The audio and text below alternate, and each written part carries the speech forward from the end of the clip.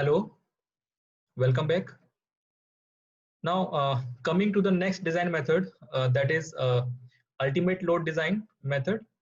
And the shortcomings of working stress method led to the development of ultimate strength method. This method is also referred to as the load factor method. When this method is applied to steel structures, it normally referred to as the plastic design method.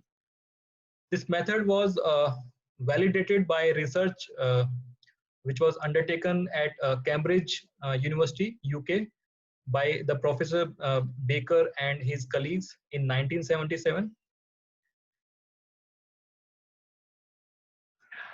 The safety measures in this method is introduced by the appropriate choice of load factor. And this load factor actually is the ratio of the ultimate load to the working load. Now, I have already explained you the concept of working load. Now there is a new concept which is called ultimate load. So now the difference between, if I explain the difference in this method, which came in this method, the concept of ultimate load. Now, ultimate load is basically working load into some factor, which is called load factor. So now in the previous method, which was working stress method, what things we used to do is we used to apply factor of safety on the material strength, which means if the material strength is 100, we are applying factor of safety on material strength, say 1.67, and then whatever strength we get, say 67%. So this strength was used to design the structure. But now in case of ultimate strength method, the concept is different. In this, the concept of ultimate load is used, and as I just written here, that ultimate load can be calculated by as a working load or service load multiplied by load factor.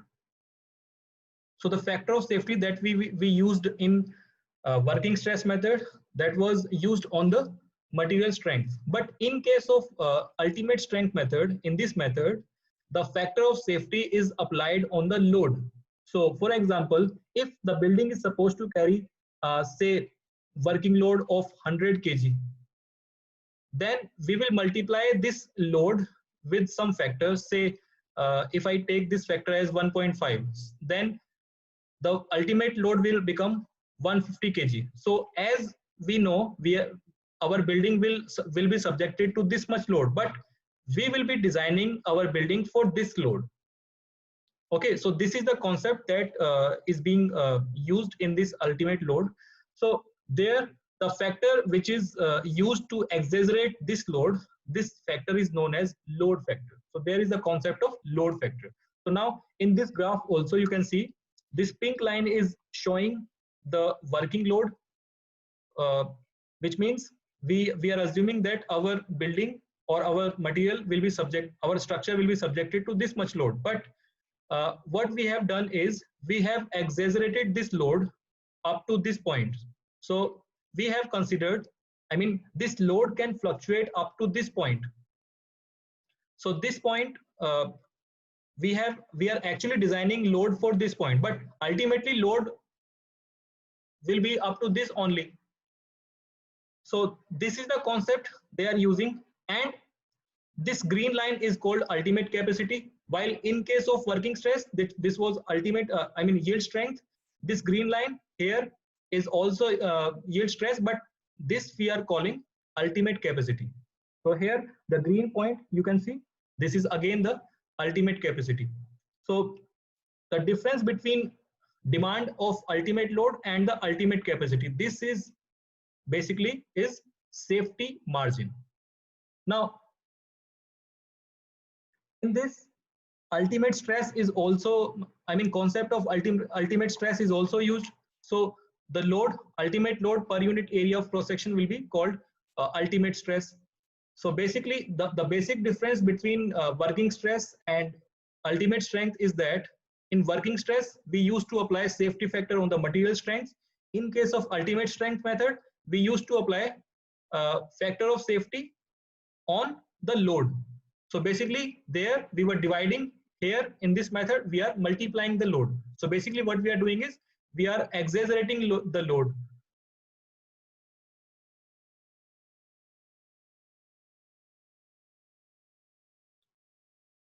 Well, this method makes it possible for different types of loads to be assigned different load factors under combined loading. Well, in case of working stress method, as I said earlier, in working stress, we were able to apply factors, only a single factor of safety for all types of load. I mean, all types of, there we consider only one factor of safety. While in case of ultimate load strength method, in this case, we can apply different load factor for different load combinations. So as I will show you that in the IS code, in IS code also it is mentioned here. If the working load is in the combination, say in case of dead load, if the load is only dead load, the load factor can be 1.7. If it is coming dead load with imposed load, this imposed load is basically live load. So if it is in the combination with live load, the factor of safety may be like this. If it is combination with dead load and load due to wind or seismic force, it will be same. But if we consider the combination of load, say dead load, live load and wind load or earthquake load, in that case the factor of safety can be different or load factor can be different. So such kind of modification can be done in this method, while in the working stress method there was only a single safety factor which was used in working stress method.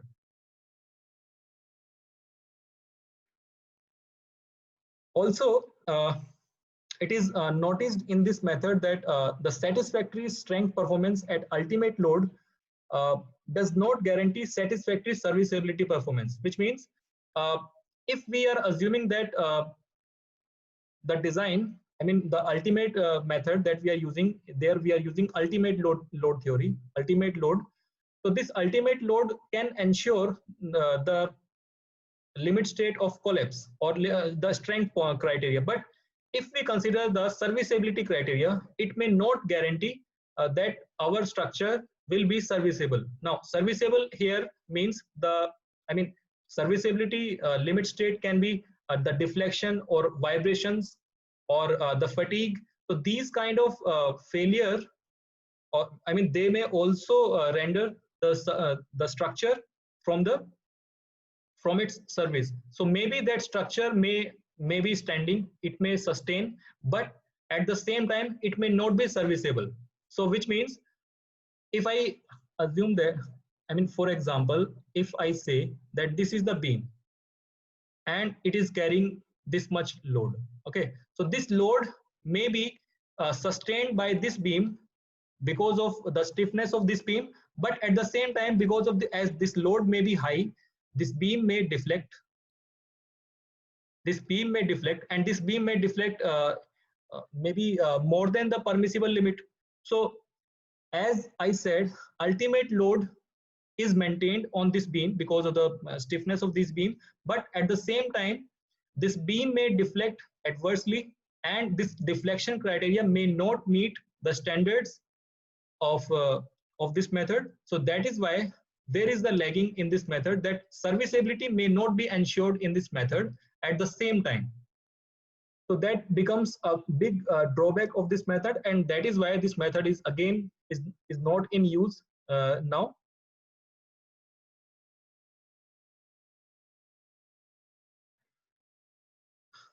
Now coming to the another point, as I have discussed earlier about the uncertainty in design, in this the major challenge is the to quantify the factor of safety or load factor, or how much safety margin is to be considered so structure performs satisfactorily till its intended design life.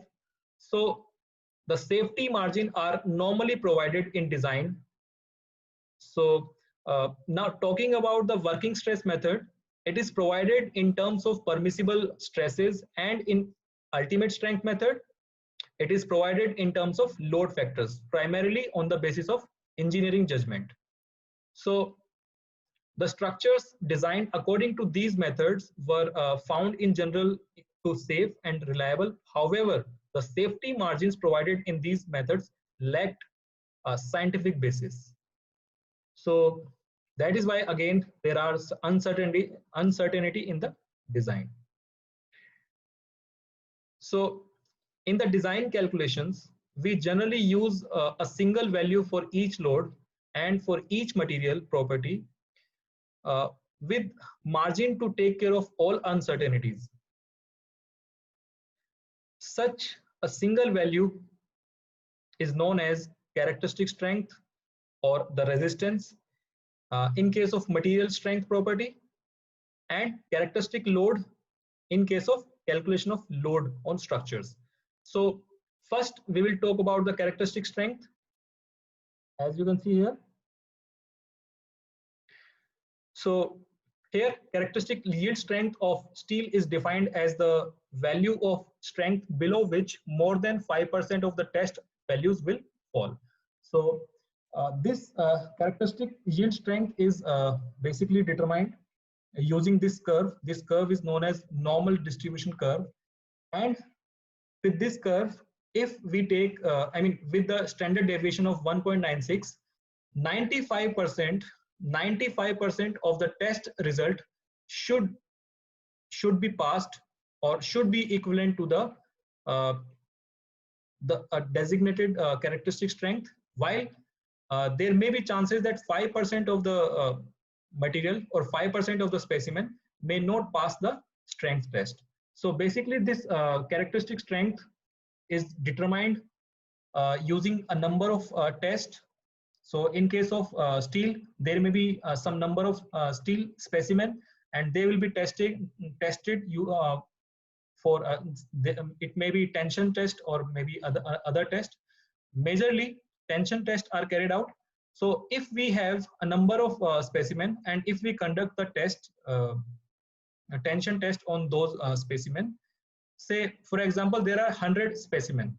So as per this normal distribution curve, 95 specimen should show the designated strength, which is a true strength of the material.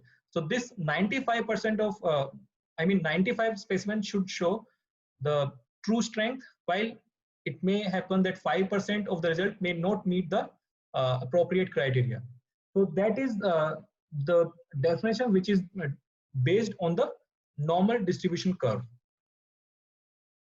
Similarly, if we talk about the characteristic load on the structure, if we try to define this characteristic load, well, this characteristic load is defined as that load which will not exceed 95% of the time during the design life of the structure. So basically, whatever load we are calculating on the structure, say if we are calculating that our structure will be subjected to 10 kilonewton. So there are 95% probability that this load will not exceed in its design life, but 5% probability are there that this load may increase. So this load that we have calculated on our structure, this load will be known as characteristic load. So now to avoid 5% of that probability, in that probability where I just mentioned that load may exceed from this characteristic value, in that case what we do is we apply some factors. So in the next part I will be discussing the next method that we use nowadays, which is limit state method, and these two concepts, which is characteristic strength and characteristic load, these two concepts we will be using in the limit state method. Okay, thank you.